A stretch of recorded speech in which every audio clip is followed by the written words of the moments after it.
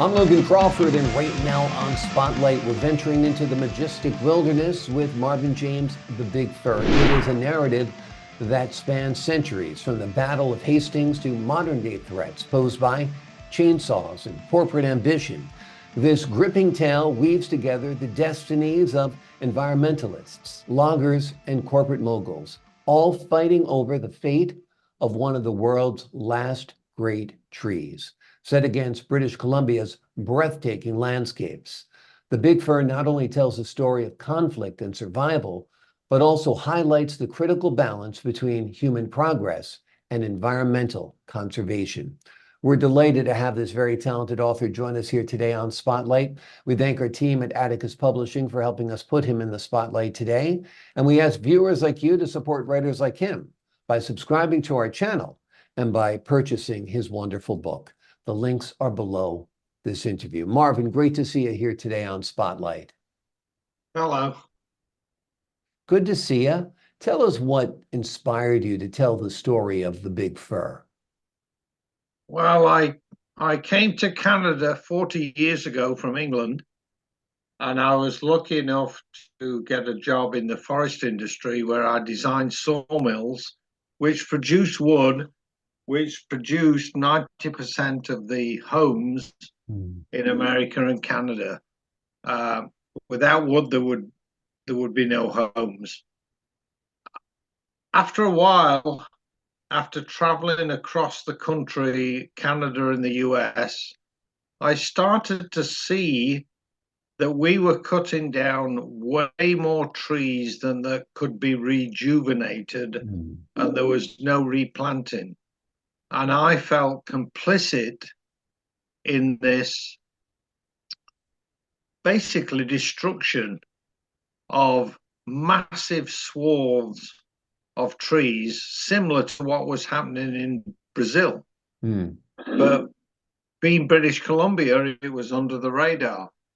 So I don't know, after 15 years, I felt a bit uncomfortable, and I thought I need to tell the real story of what's going on in the forests in British Columbia to see if we could reverse the process so it became a sustainable forest. And that inspired me to write the book, even though a lot of my customers would not like what I said. Exactly. Well, you're compelled to tell the truth and tell what you feel and what your beliefs are. That's for sure. Why did you choose the Battle of Hastings as its starting point? Basically, we have a number of trees in British Columbia which are over 1,200 years old. And this particular valley and others in BC have Douglas firs over 300 feet tall, 12-foot diameter, and they're over 1,200 years old. So I wanted to set the stage about a tree 1,200 years old when the fern cone dropped into the soil at the same time as Harold of England got an arrow in his eye and died, and we were overtaken by the French. So then I said, okay, so part one of the book, The Big Fir, is a chronological description of what happened to that trees and the First Nations, the Indians, to bring it up to date. And then the second part of the Big Fir is present time. What happens to that valley? Yeah, it all puts it into perspective when you pose it like that, for sure, which I think is great. What is the answer? Is there a way to make it sustainable? Oh, yeah.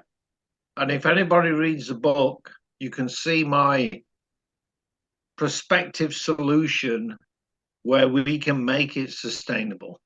We don't have to clear cut vast swathes of forests with no replanting, and we can do it sustainable. It's just like a farmer's field. You have a field. You can only grow so many crops, so many a year, and that's it. But if you over plant that field, eventually it's going to die. So there is, and this is my optimistic point of view, there is a way to do forestry, which gives a lot of jobs throughout the world, and it produces renewable resource. That's the thing with wood. It's a renewable resource. The sunlight produces fiber, which produces wood. If you do it in concrete or steel, that's non-sustainable. So there is a way to do this, and there are some forest companies now who have actually seen the light, and they are starting to do that. But it's been an uphill battle, and I'm not the only one. I mean, Greenpeace has probably done more than I could ever do in trying to produce a sustainable forest industry. And I think it can be environmentally sustainable, it can produce jobs, and it can produce tourism all at the same time. But you have to take the whole, circle of what's available in a forest to pick a pie here, a pie there, and a pie there. And I think it's like a farmer. As long as you are sustainable and you've got a fixed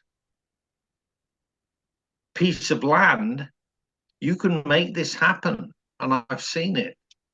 And that's what I'm fighting for, is through my book, which is, it's historically based, action, adventure, and it can be done.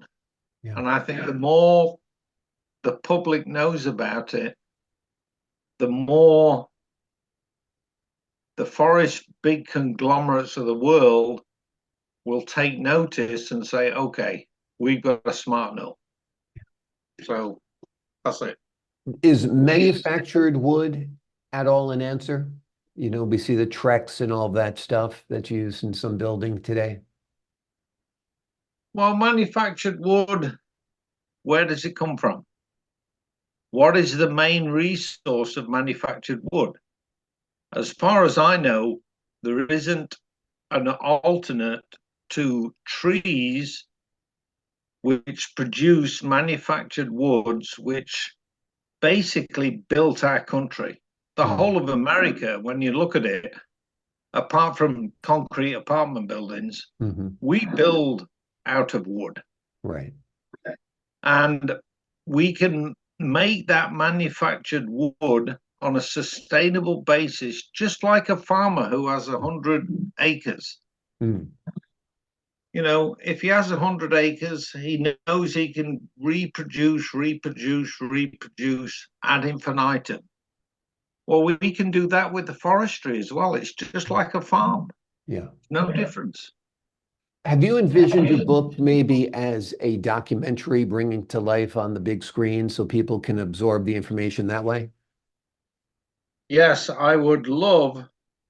I've thought about it, but I'm a new time author, so I can't be too over ambitious. But I think my book could be made into a pretty good little mini series. Absolutely. What's going on? Because it's got love, it's got revenge, it's got murder, it's got environmental. Yeah, I really think it could be a good TV series. Yeah, I think it'd be Of course, I'm entertaining. biased. It'd be entertaining and informative, which I think is a That's great right. combination Yeah. as well, which is, I think, the magic of your book is that it not only entertains by telling great stories, it also educates about what's happening with That's our right. forests. And it certainly seems like a sin when you're taking a tree that's 1,200 years old and cutting it down, right? I mean, that is just sacrilege. Yeah. Imagine it.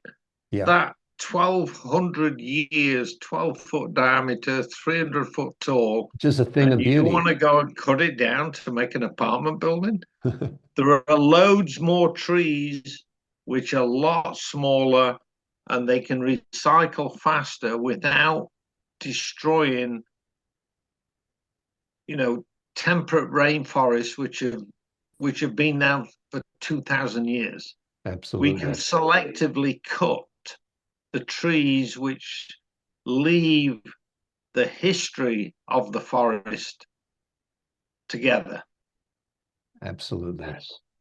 Marvin James' book is called The Big Fir. It is a book that spans centuries from the Battle of Hastings to modern day threats posed by chainsaws and corporate ambition. It is a gripping tale that weaves together the destinies of environmentalists, loggers, and corporate moguls. It's a great story. It's a great book. It's informative. It's educational.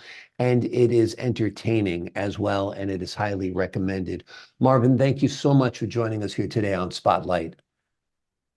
Thank you very much, Logan, for the opportunity to promote my values as far as forestry is concerned, because if it is really taken up by the conglomerates and the governments and the environmentalists, we can achieve a good balance which is sustainable for generations.